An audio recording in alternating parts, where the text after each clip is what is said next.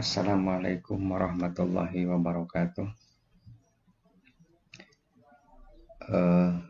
Sebelumnya saya ucapkan selamat bertemu dengan mata kuliah ilmu falak. Sebelum kita masuk ke materi yang pertama atau P1 untuk ilmu falak, perlu saya sampaikan bahwa untuk ilmu falak ini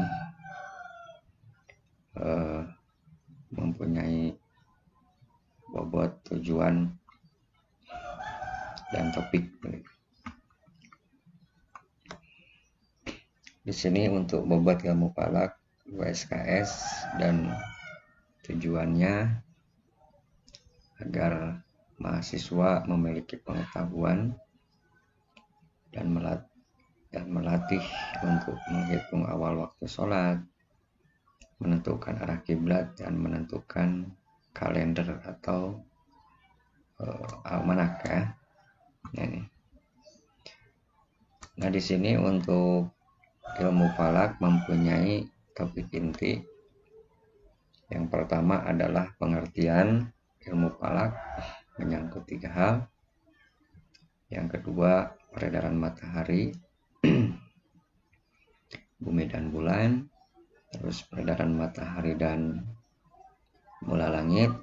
Yang keempat, kedudukan matahari pada awal sholat. Yang kelima, waktu dan tempat, termasuk perta waktu, lintang bujur, dan waktu daerah. Yang keenam, ilmu bantu, dan yang ketujuh, penggunaan ilmu falak di dalam sholat. Ini sebagai gambaran saja.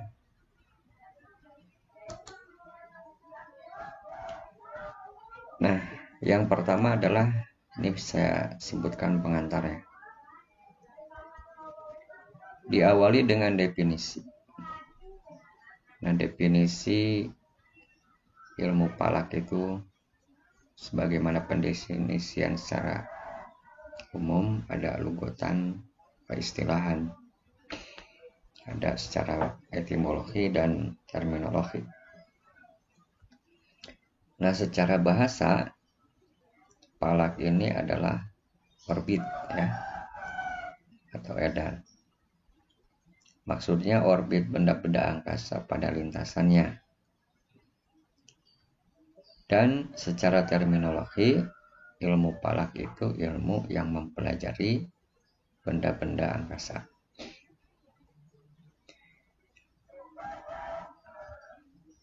Nah, tadi sudah. Ini sebagai kesimpulan definisi ilmu pengetahuan yang mempelajari lintasan benda-benda langit, khususnya bumi, matahari, dan bulan pada orbitnya masing-masing untuk diketahui posisi suatu benda langit agar diketahui pengaruhnya terhadap perubahan waktu di permukaan bumi. Nah, ini definisi tentang ilmu falak ya. Nah, selanjutnya ilmu falak ini terbagi 2 bagian.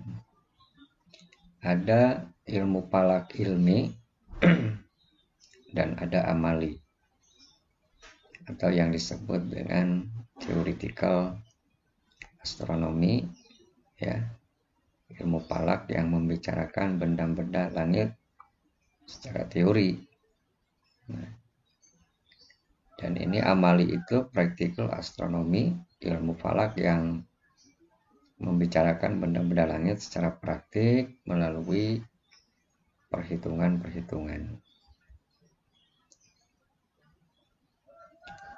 Selanjutnya ilmu falak ini mempunyai istilah-istilah lain ya.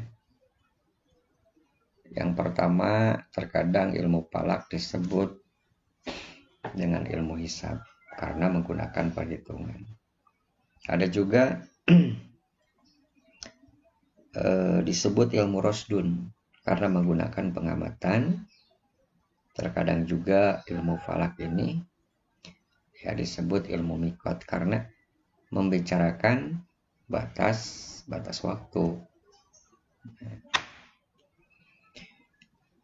Adapun pembahasan falak syar'i itu diantaranya adalah yang pertama, penetapan awal-awal komariah, terus waktu sholat, arah dan bayang kiblat, dan penetapan kapan dan di mana terjadinya gerhana, baik gerhana bulan ataupun matahari.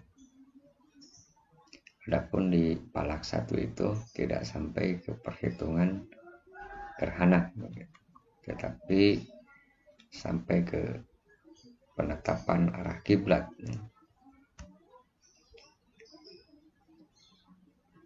Bulan di dalam Islam itu disebut dengan bulan komariah. Diambil dari asal kata komarun. Ya, sebaliknya kalau Masihi itu bukan komariah tapi syamsiah. Kenapa disebut komariah? Karena menentukan bulan berdasarkan sistem bulan komari. Komari itu peredaran bulan mengelilingi bumi dalam porosnya selama 29 hari, 12 jam, 44 menit, 3 detik. Atau sama dengan ini ya, kalau diharikan. Artinya 1 tahun sama dengan nilai ini. Atau 354 hari, 8 jam, 48 menit, 34,68 detik.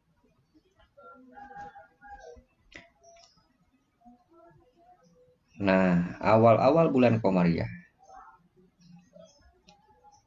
Nah, menghitung waktu terjadinya ijtima atau konjungsi.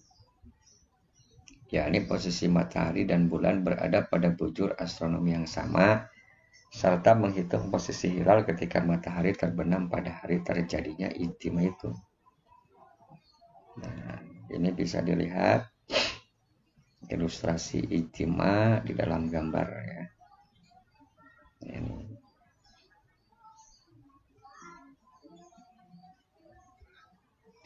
Selanjutnya tadi bahwa pembahasan itu tentang penetapan waktu sholat. Waktu sholat di dalam Islam ditetapkan berdasarkan fenomena alamiah matahari. Nah, jadi ilmu falak ini solusi ya untuk ketidakpastian melalui berbagai pengamatan. Nah, menghitung tenggang waktu antara waktu ketika matahari berada di kulminasi atas dengan waktu ketika matahari berkedudukan pada awal-awal waktu sholat. Nah, ini adalah ketinggian. Masing-masing punya nilai maghrib min 1, isya min 18, imsak min 22, subuh min 20, terbit min 1, duha, dan asar itu. Tangen H asar sama dengan tangen P dikurangi D plus 1. Dan ini kita harus ingat karena nanti dalam perhitungan di depan nanti ini selalu dipakai. Dan dalam perhitungan waktu sholat membutuhkan nilai H begitu, atau ketinggian. Nah, ini bisa kita lihat dalam ilustrasinya.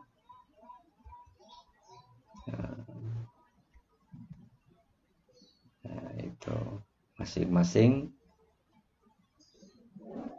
waktu sholat yang 5, nah duhur itu tadi kita kembali ke atas tuh,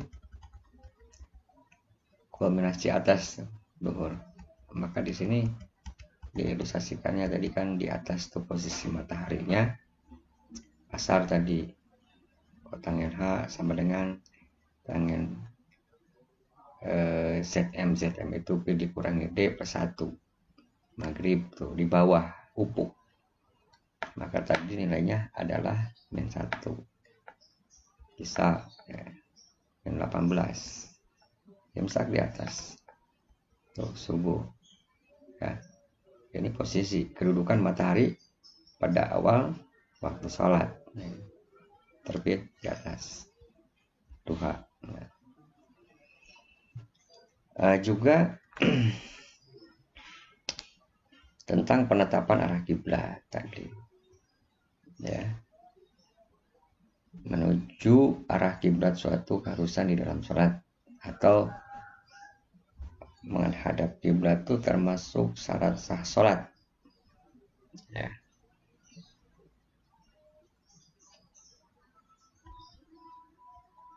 Nah, ini ilustrasinya bisa dilihat, ya.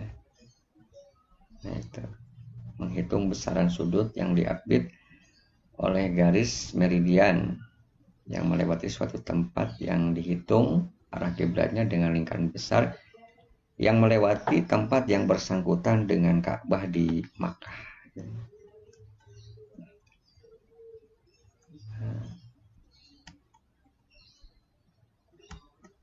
Ya.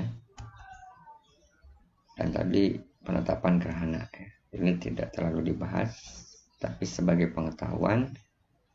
Nah, ini ada gerhana matahari, ilustrasinya seperti ini, posisinya bumi, bulan, matahari tuh.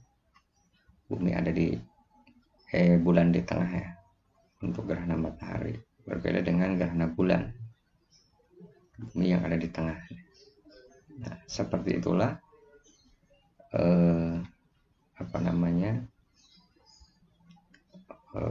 bahan pengantar dalam perkuliahan pertama tentang ilmu falak, gitu. Dan saya ucapkan terima kasih, semoga para mahasiswa sehat selalu dan ada di dalam lindungan Allah Subhanahu wa ta'ala. Apalagi sekarang kita harus belajar daring terus karena kita belum bertatap muka, COVID sudah merajalela dan berbahaya. Mudah-mudahan kita dilindungi terus, ada dalam pertolongan Allah, ya. Terima kasih, dan saya tutup dengan wassalamualaikum warahmatullahi wabarakatuh.